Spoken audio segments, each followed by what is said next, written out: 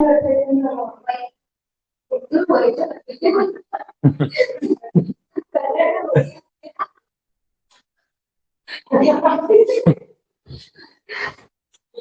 समझ आ जाता है ना उसको। हाँ वही तो। चलिए साउंड चेक।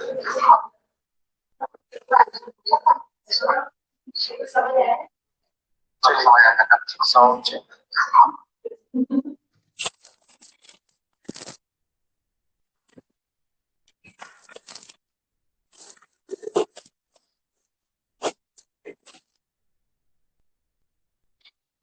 चैप्टर नंबर 19 चल रहा था, CRBI। कंटिन्यू कर लेते हैं। पिछले सेशन में से कुछ क्वेरी है आपकी तो बता दो। नहीं।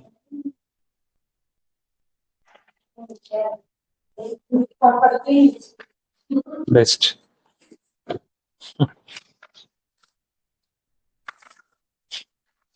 कहाँ से बाकी था? 13। चलिए, तो वो रिजोल्यूशन एप्लीकेशन हम मंगवा रहे थे प्रोस्पेक्टिव आरएज से, वो सब प्रोसेस चल रहा था। जो लास्ट हमने रेगुलेशन नंबर 36 कैपिटल ए देखा था ना, वहां से वो स्टोरी कंटिन्यूएशन में है। 36A में पहले तो देख रहे थे एक्सप्रेशन ऑफ इंटरेस्ट वाला फॉर्म जी। भाई आरपी क्या करेगा, फॉर्म जी इशू करेगा, उसमें सारी बेसिक डिटेल्स बताएगा और इनवाइट भेजेगा कि अगर किसी को अप्लाई करना है तो वो कर सकता है। देखिए इनवाइट जो है ऑनलाइन बेसिस पे होगा, न्यूज़पेपर में प्रिंट करवा दो, वेबसाइट पे पोस्ट कर दो, आईबीबीआई की वेबसाइट पे, कॉर्पोरेट डेटर की वेबसाइट पे, तो मैसेज कन्वे हो जाएगा कि ऐसा कुछ है, ताकि फिर जिनको भी एप्लीकेशन करना हो वो एप्लीकेशन कर सके। और फॉर्म जी में क्या क्या कंटेंट होता है, इसके लिए टाइम लिमिट क्या है, फॉर्म जी कब तक इशू कर देना चाहिए, हमने देखा था CIRP स्टार्ट होते ही इमीडिएटली और नॉट लेटर देन 60 डेज, वो सब टाइम लिमिट्स थी, तो ये पॉइंट्स देखे। फिर उसके बाद उसी प्रोसीजर में बोला था कि ये जो एक्सप्रेशन ऑफ इंटरेस्ट है उसका जो इनविटेशन है उसमें मॉडिफिकेशंस भी हो सकते हैं, ये भी ऑप्शन है। अब जो भी प्रोस्पेक्टिव आरएज हैं उनको कितने दिन के अंदर अंदर अपना इंटरेस्ट सबमिट कर देना होगा, that time limit was 15 days. इस पे बात हुई। डिले हुआ तो रिजेक्ट कर देंगे। डॉक्यूमेंट्स की लिस्ट दे रखी थी साथ में क्या क्या करना है। उसके बाद आरपी जो है वो ड्यू डिलिजेंस करेंगे, कुछ अगर क्लैरिफिकेशन चाहिए, इन्फॉर्मेशन चाहिए तो वो मांगेंगे, आरए से इस पॉइंट पे बात की। उसके बाद कुछ प्रोविजनल लिस्ट इशू करेंगे कि कौन कौन से आरएज हैं जिनके एप्लीकेशन को एक्सेप्ट किया गया। ये लिस्ट के ऊपर किसी को कोई ऑब्जेक्शन हो तो वो ऑब्जेक्शन 5 डेज में सबमिट करवा सकता है। उसके बाद फिर से अगले 10 डेज के अंदर फाइनल लिस्ट आ जाएगी कि ये प्रोस्पेक्टिव आरएज के जो सबमिशन है उनको एक्सेप्ट किया गया है। तो टोटल वो 10 + 5 + 10 करके ऐसे 25 डेज तक का साइकिल जा रहा था। ये बात हुई थी। इसके बाद अब रेगुलेशन नंबर 36 कैपिटल बी है वो कंटिन्यू हो रहा है। बोला रिक्वेस्ट फॉर रेजोल्यूशन प्लान्स, थोड़ा लैंग्वेज के साथ ही देख लेते हैं। Once the process of receiving and considering the EOI is complete, the RP needs to start the process of requesting resolution plans. The process is detailed in regulation number 36B which deals with the request for resolution plan। देखो final list बन चुकी है कि कौन कौन से resolution applicants हैं जिनको हमने शॉर्टलिस्ट किया। अब उनको बोलेंगे कि आप सबने इंटरेस्ट दिखाया है कि आप रेजोल्यूशन प्लान सबमिट करना चाहते हो, तो आप सबमिट कर सकते हो। तो उसके लिए उनको इन्फॉर्म किया गया। अब इसके लिए सबसे फर्स्ट है the RP shall within 5 days of the date of issue of final list. देखो ऊपर जो फाइनल लिस्ट इशू हुई थी ना 10 डेज में आफ्टर ऑब्जेक्शन, वही से स्टोरी कंटिन्यू हो रही है। The RP shall within 5 days under the regulation issue the information memorandum, evaluation matrix and a request for resolution plan to every resolution applicant in the final list। Information memorandum जो एक document होता है इसमें सब details होती है about the company, कि अब जितने लोग फाइनल हो गए उनको ज्यादा डिटेल्स देनी पड़ेगी जिसके बेस पे वो अपना रेजोल्यूशन प्लान प्रिपेयर करके सबमिट कर सके। तो आधी अधूरी इन्फॉर्मेशन में तो ये पॉसिबल होगा नहीं। स्टार्टिंग में फॉर्म जी में हमने बेसिक इन्फॉर्मेशन दी थी, एकदम डिटेल्ड नहीं थी, क्योंकि फिर वो कॉन्फिडेंशियलिटी का इशू हो जाता ना। सबको पब्लिकली आप सारा डेटा बांट दोगे तो उसमें रिस्क हो सकता है। तो बोला पहले हमने एक बार बेसिक डिटेल दे दी, या जो एक्सप्रेशन ऑफ इंटरेस्ट था वो मंगवा लिया। अब बाकी लोगों को पूरी डिटेल्स देनी है जिसमें इंफॉर्मेशन मेमोरेंडम एक डॉक्यूमेंट है, एक इवैल्यूएशन मैट्रिक्स होता है। मैं आपको उसका एक सैंपल बता दूंगा, मैं सर्च कर रहा था कि एग्जैक्टली क्या है। इवैल्यूएशन मैट्रिक्स में ना बहुत ही प्रॉपर तरीके से समझाया जाता है कि अगर आप अपना रिजोल्यूशन प्लान सबमिट करोगे तो हम उसको किस बेसिस पे असेस करेंगे। अब मैं अगर अपनी तरफ से एक रेजोल्यूशन प्लान सबमिट कर रहा हूँ तो आई ट्राई कि मुझे ही वो चीज मिले, या फिर CIRP में मुझे सिलेक्ट किया जाए और कमिटी मेरे प्लान से सबसे ज्यादा सेटिस्फाइड हो, तो मैं ऐसे ही तो अननेसेसरी तो बिड कर नहीं रहा हूँ। मेरा बिड करने का पर्पस क्या है कि मुझे इस कंपनी में इंटरेस्ट है इसलिए बिड कर रहा हूँ। तो हर एप्लीकेंट अपनी बेस्ट ट्राई करेगा कि उसकी बिड सबसे बेटर हो। बट अगर पैरामीटर ही नहीं पता है कि मुझे जज किस बेसिस पे किया जा रहा है, तो मैं कैसे बिड करूंगा? मुझे नहीं पता कि आप लोग एज अ कम्युनिटी मुझसे क्या एक्सपेक्ट करते हो और किस चीज को कितनी प्रायोरिटी देते हो, तो मैं किस बेसिस पे अप्लाई करूँ? अब रैंडमली अगर मैं अपने एंड से एप्लीकेशन करूंगा तो मिस जजमेंट होने ही वाला है, बिकॉज आपकी एक्सपेक्टेशंस जाने बिना मैं आपको ऑफर कैसे दूं? तो ये जो इवेल्युएशन मैट्रिक्स है ना, इसमें ये चीज की जाती है कि एक है ना कैलकुलेशन समझाया जाता है कि भाई इस चीज को हम इतना वेटेज देंगे, इस पैरामीटर को इतने पॉइंट्स देंगे, तो उस हिसाब से आप अपना रिजोल्यूशन प्लान जो है वो रेडी करना। ये बात अभी अपन देख लेंगे यहाँ पे। मैं आपको उसका एग्जाम्पल बता देता हूँ क्या है। And a request for resolution plan. Okay, कोई प्रॉब्लम वाली बात नहीं। देखते हैं कैसे है वो। Provided that where such documents are available, the same may also be provided to every prospective resolution applicant in the provisional list। ये प्रोविजो है।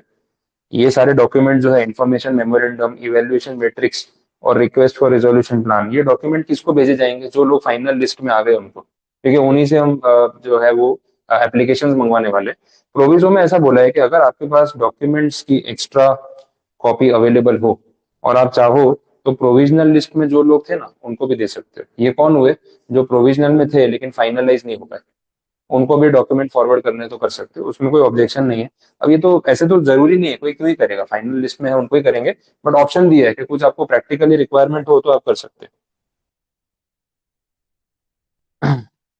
ठीक है। सेकेंड पॉइंट में, ये जो रिक्वेस्ट फॉर रिजोल्यूशन प्लान है, इसके मैंडेटरी कुछ कंटेंट्स इसके अंदर होने चाहिए, उसकी बात कर रहे हैं।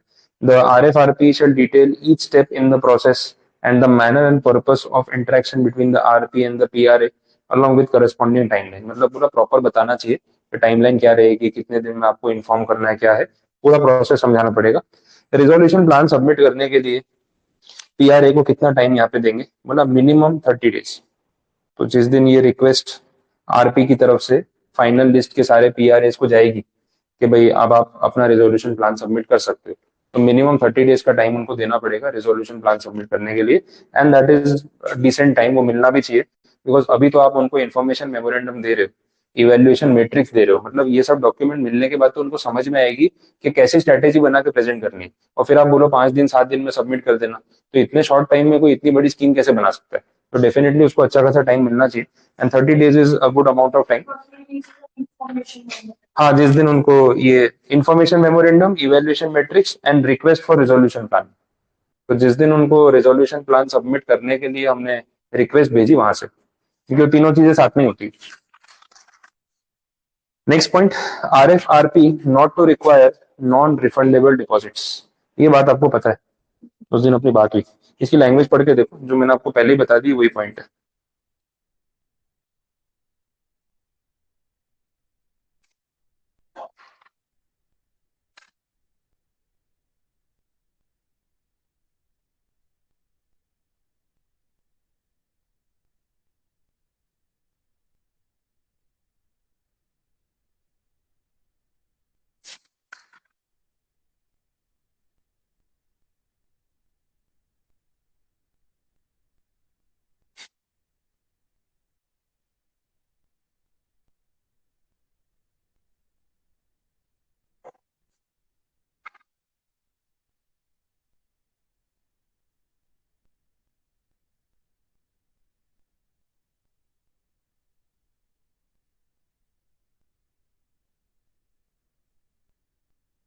बोलो, याद आया पॉइंट?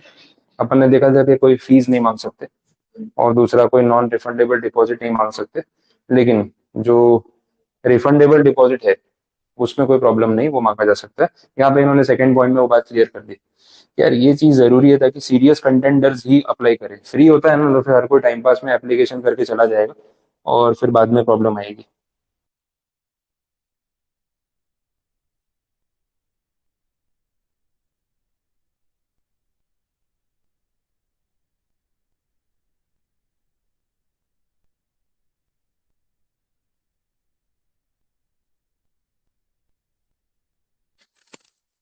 चलो ठीक है, नेक्स्ट पॉइंट देखते हैं।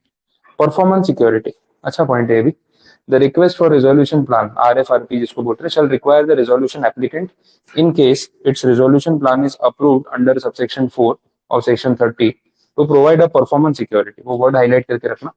Within the time specified therein, and such performance security shall stand forfeited if the resolution applicant of such plan, after its approval by the authority, fails to implement or contribute to the failure of implementation of that plan in accordance with the terms of the plan and its implementation schedule. अब ये performance security है क्या?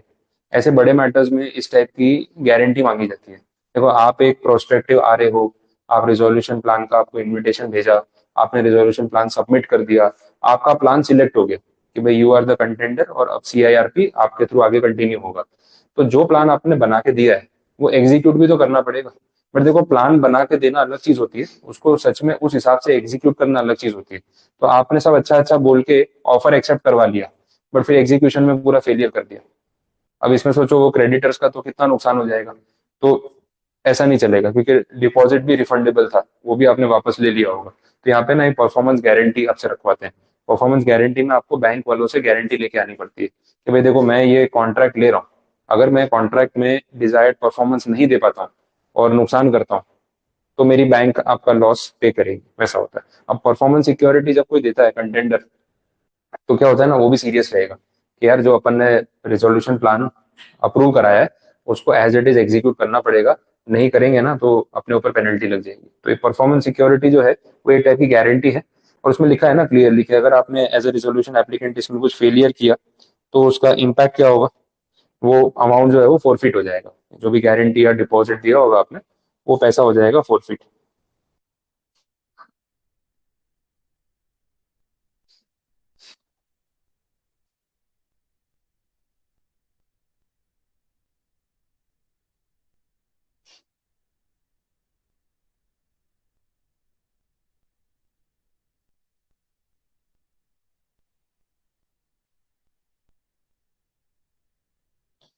चलिए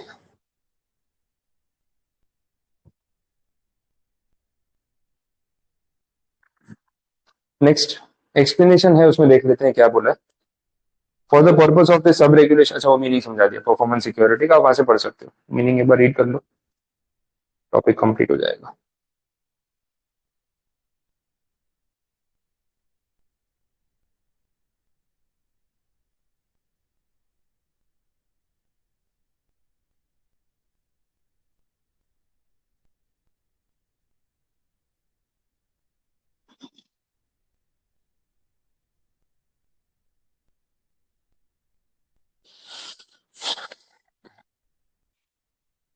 ठीक है, आ गया समझ में.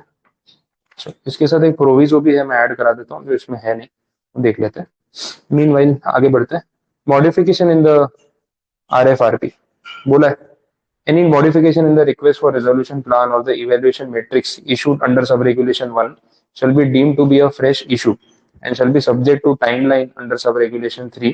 It is provided that such modification shall not be made more than once. एक बार आपको इसमें मॉडिफिकेशन करना अलाउ करेंगे. जो रिक्वेस्ट फॉर रिजोल्यूशन प्लान की बात कर रहे थे, ये मॉडिफिकेशन किसकी साइड से होगा, आरपी की साइड से बोल रहे हैं या PRA की साइड से बोल रहे हैं?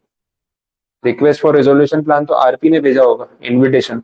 तो अगर उसमें वो कुछ मॉडिफिकेशन करता है सपोज, तो अपन ने देखा था कि आरपी के ये रिक्वेस्ट भेजने के बाद PRA के पास लिमिटेड टाइम होता है. तो उसकी टाइमलाइन बढ़नी चाहिए कि नहीं बढ़नी चाहिए?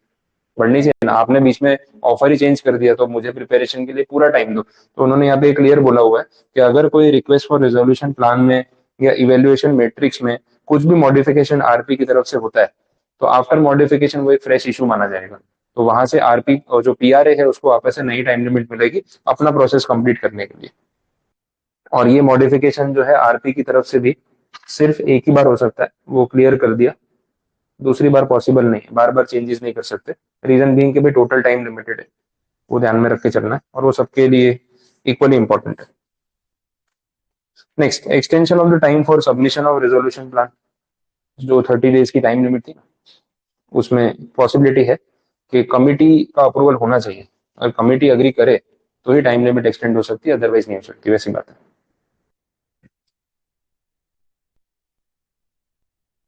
अगला पॉइंट भी अच्छा है. Sub regulation 6 capital A.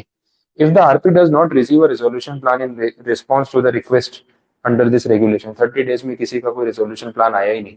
हमने शॉर्टलिस्ट भी कर लिया था, रिक्वेस्ट भी भेज दी कि प्लान सबमिट कर दो, 30 डेज वेट किया, कोई प्लान आया नहीं। ही में with the approval of the committee issue request for resolution plan for sale of one or more assets of the corporate debtor. पहले तो वो पूरा बिजनेस रिवाइव करने की बात हो रही थी ना, तो almost as a going concern बात हो रही होगी। बट अगर उसमें कोई अच्छा ऑफर आया ही नहीं तो दूसरा ऑप्शन क्या बचा है? अब असेट वाइज बेचना शुरू करो और क्या, वैसा है। तो ये भी ऑप्शन पॉसिबल है, ये सेकंड बैकअप हो गया। हाँ असेट वाइज, हाँ लिक्विडेशन की बात नहीं की है, असेट वाइज भी ऑफर किया जा सकता है।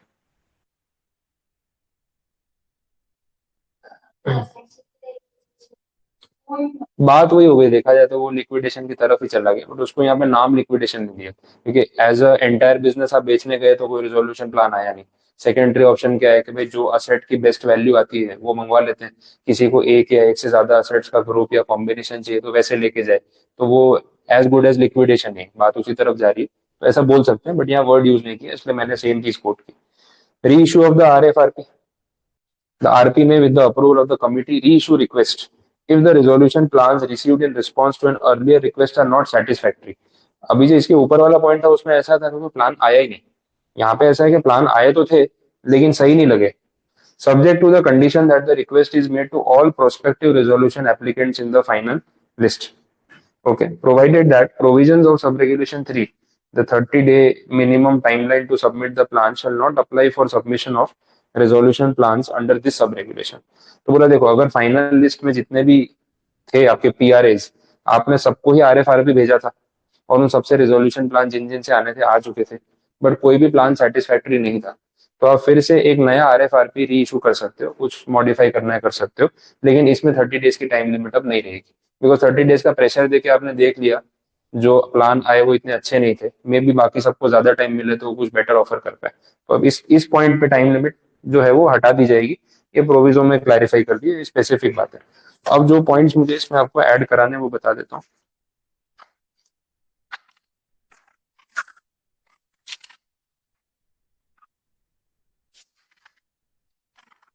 एक सब रेगुलेशन 4A जो था, उसका प्रोविजो।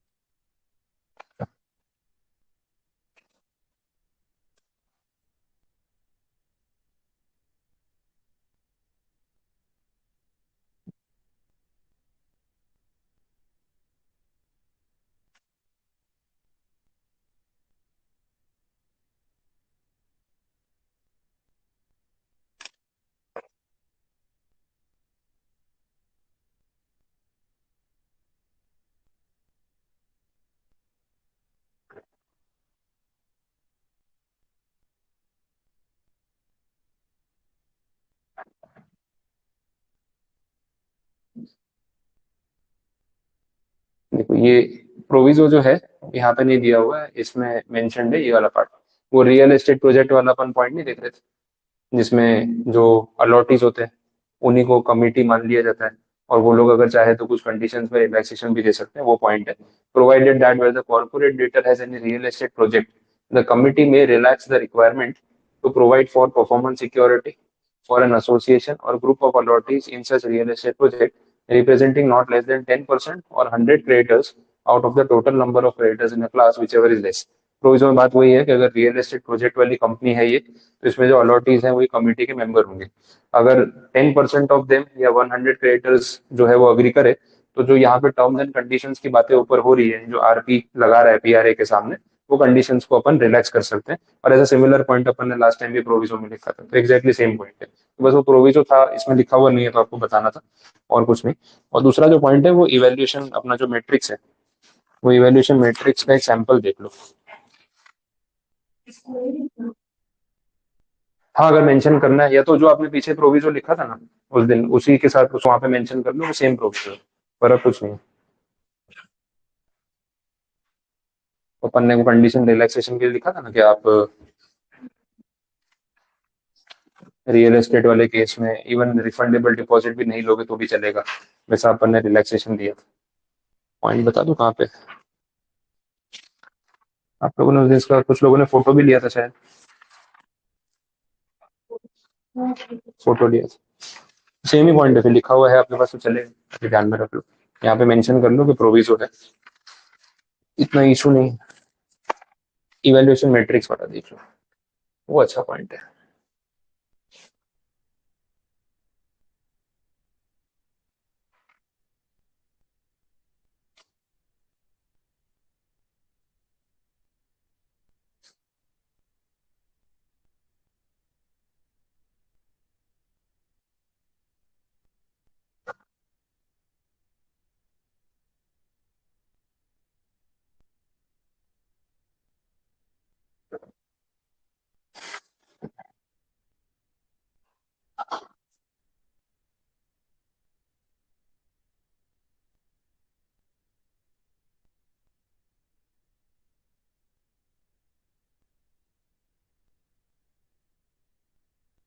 देखो ये पूरा डॉक्यूमेंट है, मॉडल इवेल्युएशन मैट्रिक्स है, ये सीएमए इंस्टीट्यूट ने एक सैंपल ड्राफ्ट करके अपलोड किया था, वहां से मुझे मिला है।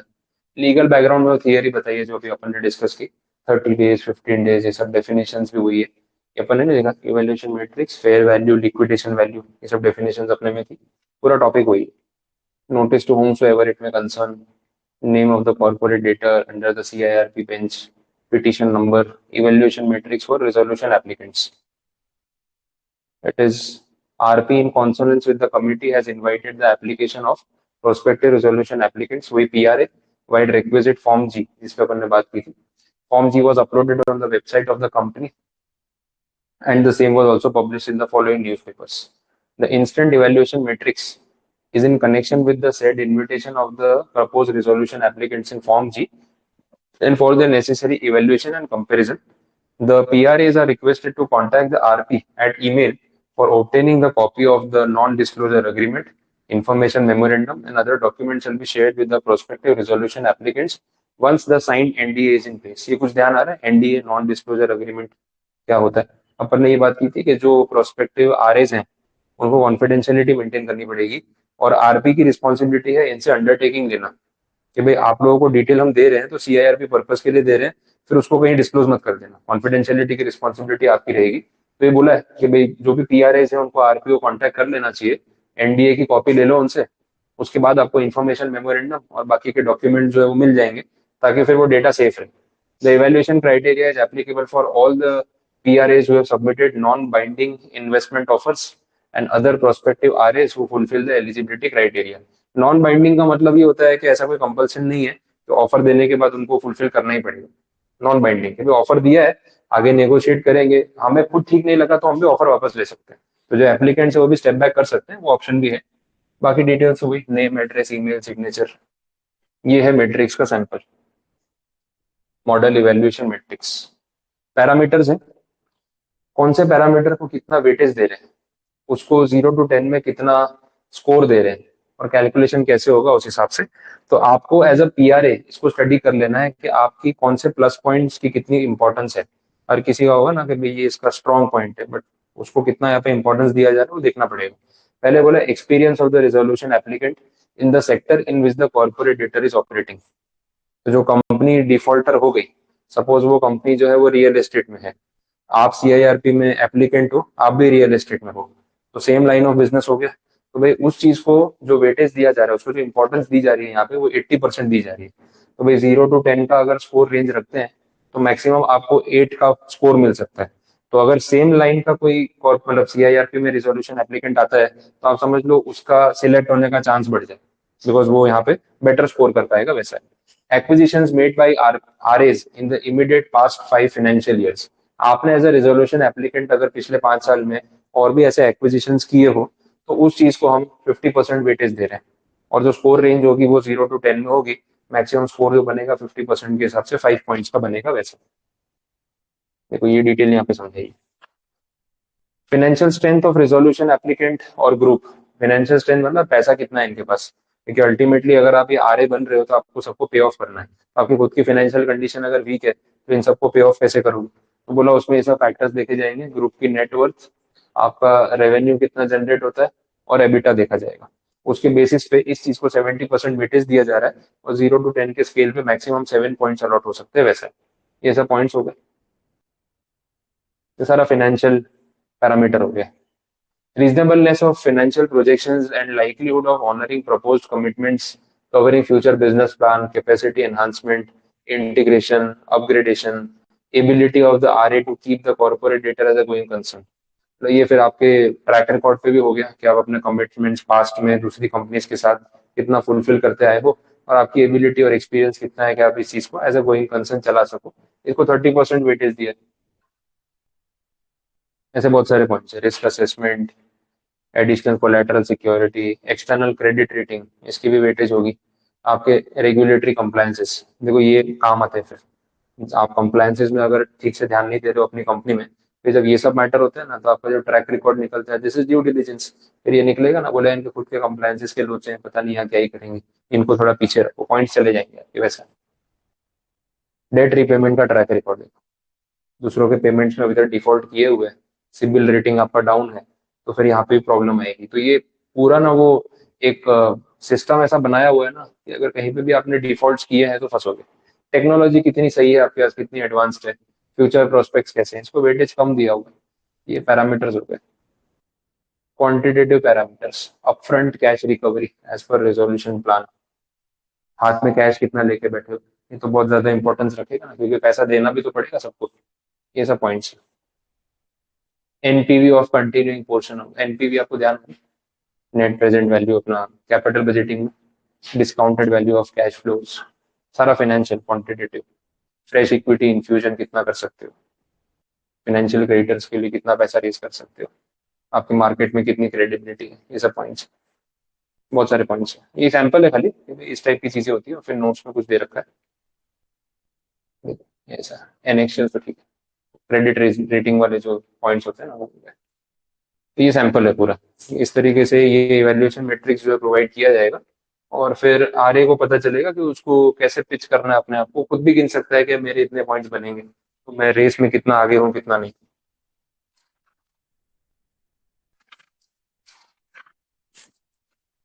चलिए आगे बढ़ते हैं। 36 बी अपना कंप्लीट हुआ। Next 36 capital C, story continue हो रही। Strategy for marketing of assets of the corporate debtor. जो कॉर्पोरेट डेटर के कितने असेट्स हैं, वैल्यू कितनी है, उसके ऊपर ये पॉइंट डिपेंड करेगा।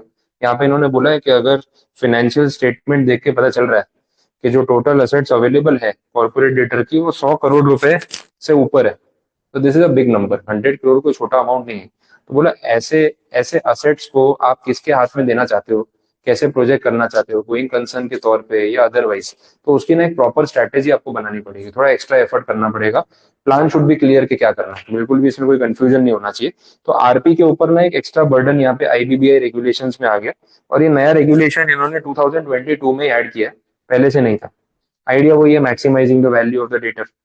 RP shall prepare a strategy for marketing of the assets of the corporate debtor in consultation with the committee where the total assets as per the latest available financial statements exceed rupees 100 crore and may prepare a strategy in other cases. दूसरा, decision of implementing strategy along with its cost shall be subject to approval of the committee. वो तो रहेगा, हर चीज committee से पूछ के ही करनी है, उनके अप्रूवल के बिना इतना बड़ा काम नहीं होगा। Member of the committee may also take measures for marketing of the assets of the corporate debtor. Members खुद भी इनिशिएटिव ले सकते हैं। तो इतना छोटा सा ही पॉइंट है उसमें, स्ट्रेटेजी क्या, और स्ट्रेटेजी में कोई स्पेसिफिक नहीं बोला, तो बहुत बेसिक सा पॉइंट है। स्ट्रेटेजी क्या बनानी हो तो सब्जेक्टिव रहेगा। नेक्स्ट आ रहा है रेगुलेशन नंबर 37। यहाँ पे बात हो रही है रिजोल्यूशन प्लान की, और इसके अंदर जो टॉपिक दे रखा है वो अपन पहले पढ़ चुके हैं। देखो अगर आप एंट्रीज देखोगे तो याद आएगा, हमने इसमें पढ़ा था रिजोल्यूशन प्लान में मेजर्स दिए जाते हैं कि कैसे असेट्स की वैल्यू को मैक्सिमाइज करेंगे, तो उसके कुछ पॉइंट्स थे। आगे वाले चैप्टर में पहले ना वो ग्रे बॉक्स में लिस्ट दे रखी थी, फिर एक एक पॉइंट को समझाया था। वही लिस्ट को वापस से यहाँ पे एनलिस्ट कर दिया, कुछ नया नहीं। और तभी भी रेगुलेशन 37 का ही रेफरेंस था, रिपीट पॉइंट है, तो आप साइड पे लिख लो, ये लिस्ट पूरी रिपीट है। आपको गो थ्रू करना है तो 2 मिनट ऐसे ही रीड आउट कर लो, आपको याद आ जाएगा कि ऐसा कुछ अपन ने पढ़ा था।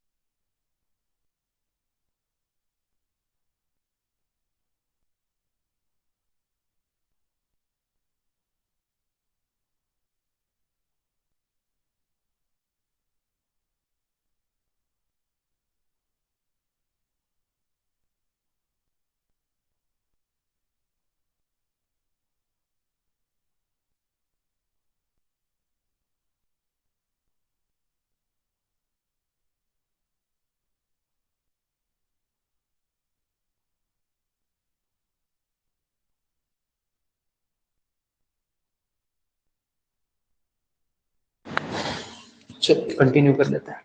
तो रेगुलेशन नंबर 37 वो लिस्ट देख के आपको याद आए, ये पॉइंट्स हमने पहले देखे हुए वो रिपीट चल रहे हैं, तो आगे बढ़ सकते हैं।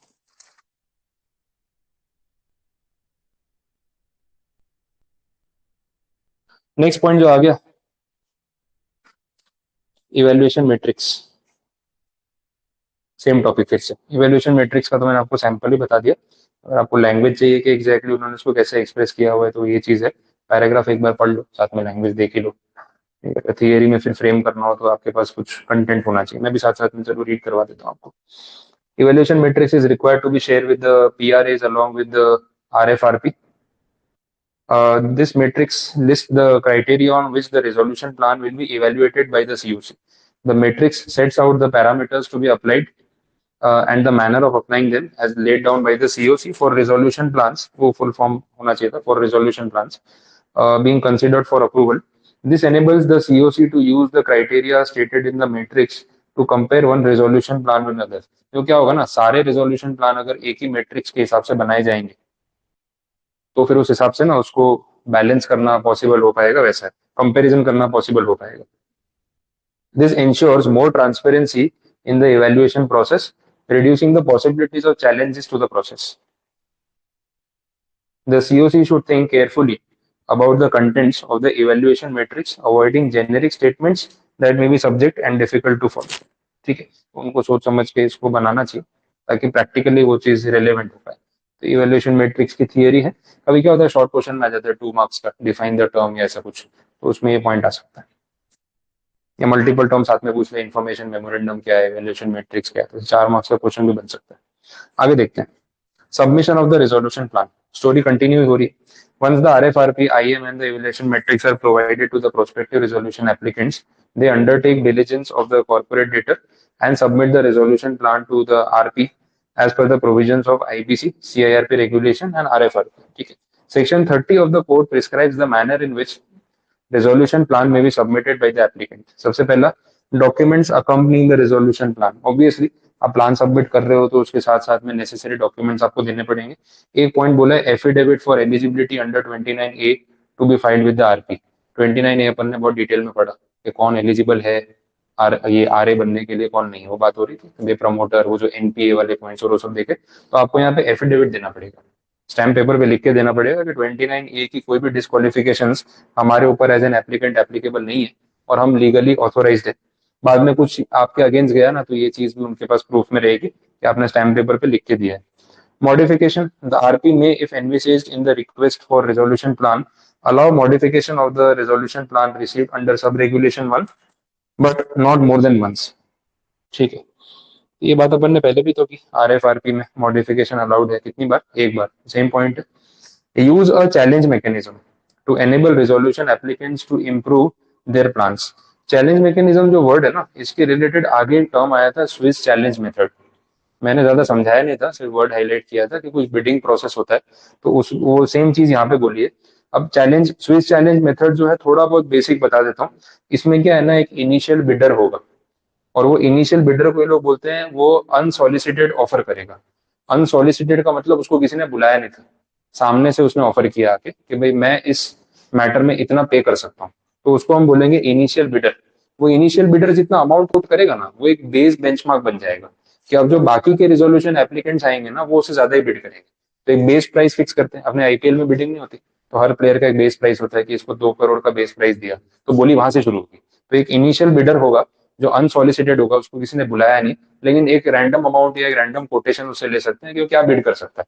वहां से फिर वो बेस प्राइस बना के बाकी बिडर्स को बोलेंगे। इस पूरे प्रोसेस को ना स्विस चैलेंज या चैलेंज मैकेनिज्म बोलते हैं, वहां से ये वर्ड आया, वैसा है। तो एकदम शॉर्ट स्टोरी रखेंगे, ज्यादा डेप्थ में अभी कहीं है नहीं। ठीक है, फिर रिजोल्यूशन प्लान सबसे आगे, किसी को मॉडिफाई करना था वो भी करवा दिया। अब रिजोल्यूशन प्लान का एग्जामिनेशन होगा बाय द RP, वो स्टोरी है। Subsection 2, it provides that the RP shall examine each resolution plan received by him to confirm that each resolution plan provides for the payment of IRP cost। ये starting में बात नहीं हो रही थी कि भाई जो भी रेजोल्यूशन प्लान आएंगे उसमें एक IRP कॉस्ट का हिसाब होना चाहिए। सारे क्रेडिटर्स को बोलते हैं ना, बिना कोई बायस के पैसा मिले और लॉज और रेगुलेशंस के साथ वो लोग अबाइड करें, बेसिक बातें थी। तो उसमें से कॉस्ट का कवरेज हो रहा है कि नहीं, वो वेरीफाई करने वाली बात रिपीट की है। Second point, provides for the payment of debts of the operational creditor in such manner as may be specified. अपन ने देखा था कि ऑपरेशनल क्रेडिटर्स को पहले पैसा मिले, ये बात खुद फाइनेंशियल क्रेडिटर्स ने ही सजेस्ट की है, बिकॉज कमिटी ऑफ क्रेडिटर्स में सारे फाइनेंशियल वाले होते हैं, तो उनको भी ये पता है कि यार एक तो ऑपरेशनल वालों को यहाँ पे अलाउ नहीं किया जाता, प्लस उनको ये नहीं लगना चाहिए कि हमारे साथ भेदभाव हो रहा है। तो चलो, उनको जो वोटिंग पावर नहीं मिल रहा, जो पार्टिसिपेशन का पावर नहीं मिल रहा, उसके बदले कॉम्पनसेशन में उनको प्रायोरिटी दे सकते हैं कि भाई पहले पैसे आप ले जाओ, उसके बाद बाकी सबको मिल जाएंगे। तो वही स्टोरी का रेफरेंस यहाँ पे भी, in such manner as may be prescribe by the board which shall not be less than. अब यहाँ थोड़ी टेक्निकलिटी है, which shall not be less than मतलब जो ऑपरेशनल डेटर्स के क्रेडिटर्स के जो डेट्स पे करने हैं, उसके लिए जो प्रोविजनिंग करनी है वो मिनिमम कितनी होनी चाहिए, कितना पैसा उनके लिए सेट असाइड करना है, वो बोला हुआ है। तो इसमें बोला it shall not be less then, इसमें भी दो पॉइंट्स है और दोनों में से अपने को देखना पड़ेगा क्या कंसिडर करना है। पहला बोला the amount to be paid to such creditors in the event of a liquidation of corporate debtor under section 53। अब ये सेक्शन 53 जो है आईबीसी का सेक्शन 53 है, इसका नाम है वाटरफॉल अरेंजमेंट। और लिखना है तो वहां पे नोट कर लो, बड़ा पॉपुलर सा सेक्शन है ये। आप लोगों ने किसी ने ओल्ड सिलेबस पढ़ा हो ना, तो उसमें ये आंसर था, न्यू सिलेबस में चैप्टर हटा दिया था।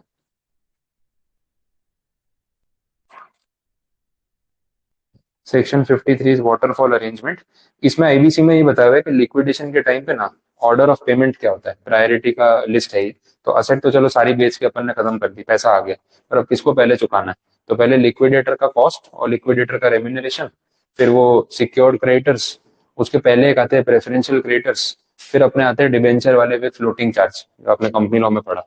फिर आएंगे अनसिक्योर्ड वाले, अनसिक्योर्ड में प्रेफरेंशियल, फिर जनरल, आउटसाइडर खत्म, फिर आता है प्रेफरेंस शेयर कैपिटल, फिर आता है इक्विटी शेयर कैपिटल। तो ये जो ऑर्डर प्रिस्क्राइब किया गया ना, ये ऑर्डर यहाँ पे 53 में प्रिस्क्राइब किया गया, ये स्टोरी है। तो पहले तो ये ध्यान रखना। दूसरा, the amount that would have been paid to such creditors if the amount to be distributed under the resolution plan had been distributed in accordance with the order of priority in subsection 1 of section 53, whichever is higher। तो ये 1 और 2 में बोला whichever is higher, एक बोला liquidation के time पे अगर हम अमाउंट पे करते तो कितना पे होता, दूसरा बोला the amount that would have been paid to such creditors if the amount to be distributed under the resolution plan had been distributed in accordance with 53 subsection 1। मतलब आप या तो लिक्विडेशन में जाते या फिर रिजोल्यूशन प्लान के हिसाब से रिकवरी के लिए जाते, लेकिन 53(1) तो फॉलो करना ही था। तो दोनों में से अगर जो भी अगर कुछ अमाउंट में डिफरेंस आ रहा है तो विच एवर इज हायर, तो ऑपरेशनल क्रेडिटर्स को हम मैक्सिमम पैसा देने की कोशिश करेंगे, ये यहाँ से क्लैरिफाई कर दिया। वैसे ज्यादा फर्क नहीं आएगा, क्योंकि अगर आप 53(1) ही फॉलो कर रहे हो तो अमाउंट तो वही होंगे, बट कहीं ना कहीं अगर कुछ भी डिफरेंस आता है तो विच एवर इज हायर ले लेंगे, वैसे बोल दिए। ये क्लियर किया। And each resolution plan shall provide for the payment of debts of the financial creditors who do not vote in favor of the resolution plan in such manner as may be specified by the court, which shall not be less than the amount to be paid to such creditors in accordance with 53 subsection 1। ऊपर बात हो रही थी operational creditors की कि भाई इनका ध्यान रखना। देखो, लिक्विडेशन में जाओ या रिकवरी में जाओ, 53(1) फॉलो करना और इनको मैक्सिमम पेमेंट करना, चलो ठीक है। और क्या करना है भाई, फाइनेंशियल क्रेडिटर्स जिनकी बात हो रही है, अब जो रेजोल्यूशन प्लान अप्रूव हुआ, जरूरी है सारे फाइनेंशियल क्रेडिटर्स ने उसके फेवर में वोट किया होगा? भाई चलो 90% ने फेवर में वोट किया होगा, 10% अगेंस्ट में भी तो होंगे, बट मेजोरिटी ने पास कर दिया तो अप्लाई हो गया। तो अप्लाई हो गया ना, तो उन 10% को भी पैसे देने हैं। ऐसा कहीं पे भी नहीं बोला है कि जिसने उसके फेवर में वोट किया उसको पैसे मिलेंगे, जो अपोज करेगा उसको पैसे नहीं मिलेंगे। तो इस चीज का भी ध्यान रखना। ये बहुत बेसिक सी बात है, अगर नहीं भी बोली हो तो अंडरस्टूड है, बट रेगुलेशन में भाई सब कुछ लिख के दे दिया। नेक्स्ट बोला it provides for the management of affairs of the corporate debtor after the approval of resolution plan. इसका प्रोविजन भी इसके अंदर होना चाहिए। The implementation and supervision of the resolution plan. Plan बनाना अलग चीज होती है, एग्जीक्यूशन अलग चीज होती है। जब एग्जीक्यूशन हो रहा होता है ना, तो मॉनिटरिंग भी होती है कि जो पास करवाया है वैसे ही एग्जीक्यूट हो रहा है या अलग जा रहा है, तो उसका ध्यान रखना पड़ता है। The implementation and supervision of the resolution plan, ठीक है, does not contravene any of the provisions of law। Basic बात, conforms to such other requirements as may be specified। और भी कुछ अगर बाकी रह गया हो तो वो भी यहाँ पे आपको फुलफिल करना पड़ सकता है, ऐसा इन जनरल बता दिया। ठीक है, एक्सप्लेनेशन नंबर 1 और 2 में यहाँ पे कोई खास एकदम एडिशनल हाईलाइट पॉइंट नहीं है। Explanation 1 and 2 is with reference to that clause B above. इस पेज के स्टार्टिंग में जो अपन ने क्लॉज बी पढ़ा 53(1) वाला, उसी के रेफरेंस में क्लैरिफिकेशन है। बट कोई नई स्टोरी नहीं है, तो आप उसको रीड ओनली में रख सकते हो, ज्यादा डेप्थ में मत जाना।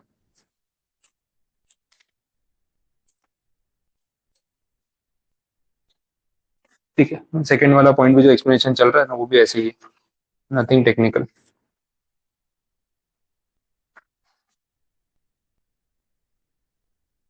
इसके बाद आ रहा है रेगुलेशन नंबर 38 अगेन और सीआईआर के regulation. Mandatory contents of the resolution plan. Resolution plan के अंदर क्या क्या चीजों के बारे में स्पेसिफिक डिटेल्स होनी चाहिए वैसे बोला है। तो इसका जो सब रेगुलेशन 1 2 3 है उसके अंदर के सब पॉइंट्स हैं ए बी सी वो सब बोले हुए हैं। तो एक एक करके समझ लेते हैं। The amount payable under the resolution plan to the operational creditor shall be paid in priority over the financial creditor। ये बात अपन पहले कर चुके हैं। To the financial creditors who have a right to vote under subsection 2 of section 21 and did not vote in favor of the resolution plan shall be paid in priority over the financial creditors who voted in favor of the plan। अभी पीछे नहीं देखा, जो against में vote करे उनका provision कर देना, बोला उनको पहले पैसे दे देना। ठीक है, ये 21 सबसेक्शन 2 में जो वोटिंग हो रही है उसमें सारे सीओसी के मेंबर्स वोट करते हैं, बट कुछ लोगों ने फेवर में वोट किया होगा, कुछ ने अगेंस्ट में। फेवर वाले मेजोरिटी होंगे, अगेंस्ट वाले माइनॉरिटी होंगे। बोले पहले माइनॉरिटी को पैसा दे देना, उनको ये नहीं लगे कि हमारे साथ कोई भेदभाव हो रहा है, पहले उनको क्लियर कर दो। तो थोड़ा बोलते हैं ना वो दिल बड़ा रखना पड़ेगा बाकी के लोगों को जिन्होंने फेवर में वोट किया, कि पहले सबके पैसे दे देते हैं, अपने बाद में मिल जाएंगे वैसा। और रेशियो में पेमेंट हो रहा है, ऐसा भी नहीं कि उनको पहले दे दिया तो आपको लॉस हो जाएगा। प्रपोर्शनेट है, लेकिन डिसबर्समेंट पहले कर दो तो उनको भी लगेगा चलो हमारे पैसे आ गए। ऑपरेशनल को पहले, फिर फाइनेंशियल वाले में से जो अपोज में थे उनको, और फिर जो फेवर में थे उनको। मतलब जिन बेचारों ने प्लान पास कराया उन्हीं के पैसे लास्ट में आएंगे। बात वैसी होगी। ज्यादा भलाई का जमाना दिख रहा है इनका, ऐसा कुछ है। A resolution plan shall include a statement as to how it has dealt with the interest of all the stakeholders। ये तो थियरी हो गई ना, भाई सारे स्टेक होल्डर्स का ध्यान कैसे रखा, फाइनेंशियल वालों का, ऑपरेशनल वालों का, इसके बारे में थोड़ा लिख के देना पड़ेगा।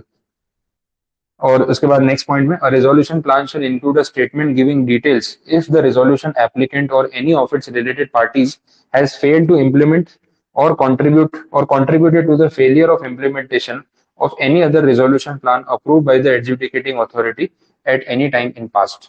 अगर पास्ट में भी आप ऐसे प्लान में पार्टिसिपेट कर चुके हो और आपकी तरफ से अनइंटेंशनली कोई फेलियर हुआ था, तो आपको अपना ट्रैक रिकॉर्ड यहाँ खुद लिखना पड़ेगा कि भाई हम पहले एक बार फेलियर फेस कर चुके हैं। ट्रांसपेरेंसी देखो पूरी होनी चाहिए, सिर्फ अपने अचीवमेंट्स बताओगे तो वो नहीं चलेगा वैसा। A resolution plan shall provide the term of the plan and its implementation schedule। ठीक है, बेसिक बात है। The management and the control of the business of data during the term, information, adequate means of supervising it's implementation, provide for the manner in which the proceedings in respect of avoidance transactions, if any, under Chapter 3 or fraudulent or wrongful trading under Chapter 6 of Part 2 of the Code will be pursued after the approval of resolution plan, and the manner in which the proceeds, if any, from such proceedings shall be distributed। मतलब avoidance transactions का मतलब क्या है? ऐसे transactions को रोकना जो fraudulent है, जो अनफेयर है, जिससे किसी को बायस्ड एडवांटेज मिलता है और बाकियों का नुकसान होता है। तो इसको रोकने के लिए आपको कुछ करना चाहिए, और आप क्या करोगे, कैसे करोगे, मेंशन करना पड़ेगा। ठीक है, फिर third, resolution plan shall demonstrate that it addresses the cause of default, it is feasible, it is viable, it has provisions for its effective implementation. सब अच्छी बातें लिखनी कि हमने सब सोच समझ के प्लान बनाया है और अगर ये इंप्लीमेंट होगा तो कोई प्रॉब्लम नहीं है। बेसिक फॉर्मेलिटीज, अब रिपोर्टिंग में बेसिक फॉर्मेलिटीज होने वाली, वो अंडरस्टूड सी बात है। नीचे, द कमिटी में consider the requirement of a monitoring committee for implementation of the resolution plan. Additional compliance monitoring committee. Monitoring committee क्या करेगी? एग्जीक्यूशन पे ध्यान देगी कि प्रॉपरली सब कुछ फॉलो हो रहा है क्या नहीं, सेफ रहेंगे और क्या। Where the committee considers that monitoring committee for the implementation of the resolution plan is required, it may, while approving the resolution plan, decide to constitute the same with the RP or propose another insolvency professional or any other person as its member। किसको इसमें appoint करना है वो committee की choice होगी, वैसे वो कर सकते हैं। इसी आरपी को इसमें इंक्लूड करना है, कोई दूसरे को लेके आना है, आपका कॉल है। Provided where the RP is propose to be part of the monitoring committee, the monthly fee payable to him shall not exceed the monthly fee received by him during the CIRP. RP अगर इस committee में काम कर रहा है तो इसकी भी तो फीस अलग से चार्ज करेगा, तो ये फीस उसकी सीआईआरपी वाली फीस से ज्यादा नहीं होनी चाहिए, उसके बराबर होनी चाहिए या उससे कम। अंडरस्टूड है? वहां वर्कलोड ज्यादा था या कम होगा, तो इसमें ज्यादा पैसे ले लेगा।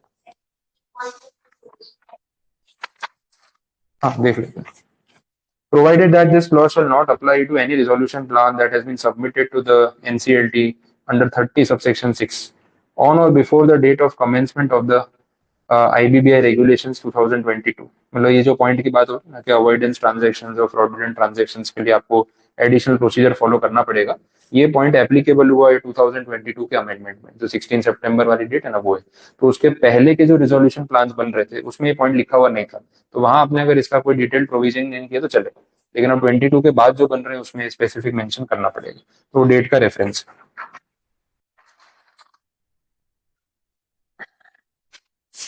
ठीक, यहाँ तक एक पार्ट इसका रेगुलेशंस वाला कंप्लीट है। यहाँ से आगे वैसे तो सेक्शन 30 ही कंटिन्यू हो रहा है, बट अगर या तो ब्रेक लेना है तो ब्रेक लेके कंप्लीट कराऊं या फिर कल कंप्लीट कराऊं। हाँ, हो गया क्या? नहीं, ऐसे तो 50 मिनट ही हुई है। टॉपिक देख लेते हैं ना कितना है, 20 पे आ गए ना अपन। देखो एक सेशन तो और चाहिए मेरे को, क्योंकि 26 तक थियरी है, फिर केस लॉ। तो अगर आज नहीं भी खींचना हो तो चलेगा, क्योंकि मैं अगर 2-3 पेज और करा भी दूंगा तो भी कंप्लीट नहीं होगा। तो बेटर है फिर एक सेशन कल रख लेते हैं, तो कल कंप्लीट हो जाएगा। कुछ पूछना है यहाँ तक तो बता दो, और कोई क्वेरी? कंप्लीट।